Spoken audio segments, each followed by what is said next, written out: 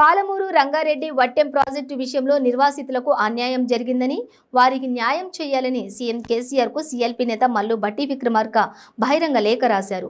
ఆయన నాగర్ కర్నూలు మండలం కుమ్మెర, తాండూరు మండలం యత్మతాపూర్, ఇంద్రకల్ గ్రామాలలో పాదయాత్ర నిర్వహించారు. ఈ సందర్భంగా విలేకరులతో మాట్లాడుతూ పాలమూరు రంగారెడ్డి ఎత్తిపోతల పథకంలో అంతర్భాగమైన నాగర్ కర్నూలు జిల్లా బిజినేపల్లి మండలం వట్టెం రిజర్వాయర్ను పాదయాత్రలో పరిశీలించానని చెప్పారు. వట్టెం ప్రాజెక్టులో ముంపునకు గురవుతున్నటువంటి అంకన్పల్లి తండా, కారుకొండ తండా, రామిరెడ్డిపల్లి తండా, జీగుట్ట తండా గ్రామాల భూ నిర్వాసితులు తనకు సమస్యలు చెప్పుకున్నారన్నారు. ప్రాజెక్టులో 4500 ఎకరాలు, 463కు పైగా ఇళ్లు, 4 తండాలు, 1 ఊరు పోయాయని అన్నారు. నిర్వాసితులకు 2013 భూసేకరణ చట్టం ప్రకారం పరిహారం R&R ప్యాకేజీ ఇవ్వాల్సి ఉండగా జీవో నెంబర్ 123 ప్రకారం జీవో నెంబర్ 123 ప్రకారం పరిహారం ఇచ్చారని మండిపడ్డారు. భూమి అడిగిన బాధిత నిర్వాసితులను జైలుకు పంపుతామని బెదిరించడం రాజ్యాంగ హక్కులను కాలరాయడమేనని అన్నారు. ప్రాజెక్టు భూసేకరణ ముందు చేసిన సోషల్ ఎకనామిక్ సర్వేలో అవకతవకలు జరిగాయన్నారు. నేను ఆ కాంట్రాక్ట్ జోలికి, అక్కడ నాసిరకం పనుల జోలికి, అక్కడ జరుగుతున్నటువంటి అవకతవకలకి, అవినీతి గురించి నేను దాని జోలికి పోదలుచుకోలేదు. నేను తర్వాత మాట్లాడుతున్నాను. ముందుగా మానవీయత లేనటువంటి ప్రభుత్వం యొక్క నిర్ణయం నిజంగా చాలా బాధ అనిపించింది. ఫస్ట్ ఆ ప్రాజెక్టు సంబంధించి కడుతున్నటువంటి ఆ ప్రాంతంలో ఉన్నటువంటి గ్రామాలు అంకాన్పల్లి తండా, కారుకొండ తండా, రామిరెడ్డిపల్లి తండా, చీగుట్ట తండా, అంకానపల్లి, మిగతా గ్రామాలు ఇవన్నీ కూడా 4 తండాలు, 1 గ్రామం, మొత్తం 5. ఇవన్నీ ఆ రిజర్వాయర్కి సంబంధించి ముంపుకు గురవుతున్నాయి, అందులో మునిగిపోతున్నాయని ఆ గ్రామాలకు సంబంధించిన భూములు ఇళ్లతో సహా తీసేసుకున్నారు. ఈ 5 గ్రామాల్లో కూడా 4 గ్రామాలు పూర్తిగా తండాలు, గిరిజనులు, 1 గ్రామం ఎస్సీస్, దళితులు. అంటే మొత్తం దళిత గిరిజనులే గ్రామాలు. తరతరాలుగా భూమి లేకుండా, ఆస్తులు లేకుండా, సమాజంలో అనగదొక్కబడి ఇబ్బందులు పడుతున్నటువంటి ఈ సమాజ వర్గాలకు సంబంధించిన, ప్రజలకు సంబంధించిన గ్రామాలు, ఆ గ్రామాలకు సంబంధించిన భూములు తీసుకునేటప్పుడు ప్రభుత్వానికి కొంత మానవీయత కోణం ఉండాలి. కొంత చట్టబద్ధంగా కూడా పనిచేయాలి.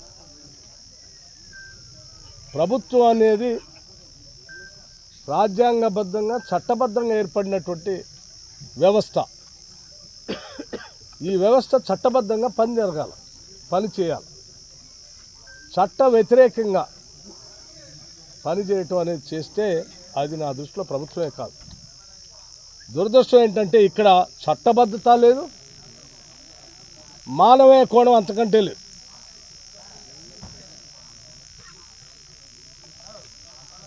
భారత ప్రజాస్వామ్యము, భారత ప్రభుత్వాలు రెండు కూడా, కేంద్రం కానీ రాష్ట్రం కానీ, భారత రాజ్యాంగం ప్రకారం మనది వెల్ఫేర్ స్టేట్, శ్రేయ రాజ్యం, సంక్షేమ రాజ్యం. అంటే ఈ సమాజం యొక్క హితోని దృష్టిలో పెట్టుకునే నిర్ణయాలు ఉండాలన్నీ. ప్రతి కుటుంబానికి ప్రాజెక్టు మొదలుపెట్టే లోపే యాజ్ ఏ స్పెషల్ కేసుగా ఇంటికి 1 ఉద్యోగం, ప్రభుత్వ ఉద్యోగం ఆర్డర్ ఇప్పిస్తా అని చెప్పి నేను మనవి చేస్తా ఉన్నా. కేసీఆర్ మాట చెప్పిండంటే చాలా తెగన్న పడాలి, కానీ మాట తప్పడు కేసీఆర్, మీకు ఆ విషయం తెలుసు. కాబట్టి ముంపు నిర్వాసితులు ఎవరైతే ఉన్నారో ప్రాజెక్టు పనులకు మీరు అడ్డు తగలకండి. చరిత్రలో ఏ ప్రాజెక్టు కింద రానటువంటి నష్టపరిహారం, లాభం మీకు కలిగిస్తా అని చెప్పి. పాపం వీళ్ళంతా నమ్మారు ఈ ముఖ్యమంత్రి చెప్పిన మాటలు. అంత పెద్ద మనిషి ముంపుకు గురయ్యేటువంటి కుటుంబాలందరికీ ప్రతి ఇంట్లో మీకు ఉద్యోగం ఇస్తాను, పనులు మొదలు పెట్టేదానికంటే ముందే మీకు ఉద్యోగాలు ఇచ్చి మొదలు పెడతాను.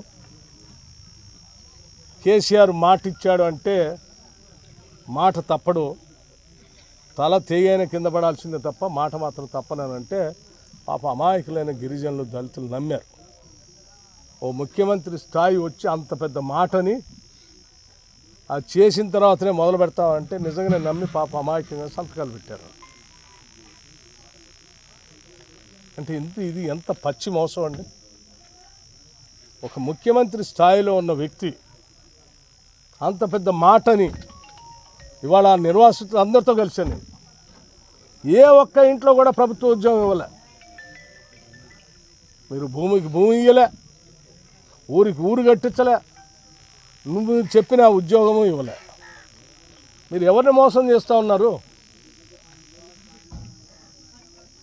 ఈ ప్రజలను మోసం చేస్తున్నారు, తెలంగాణ సమాజాన్ని మోసం చేస్తూ ఉన్నారు.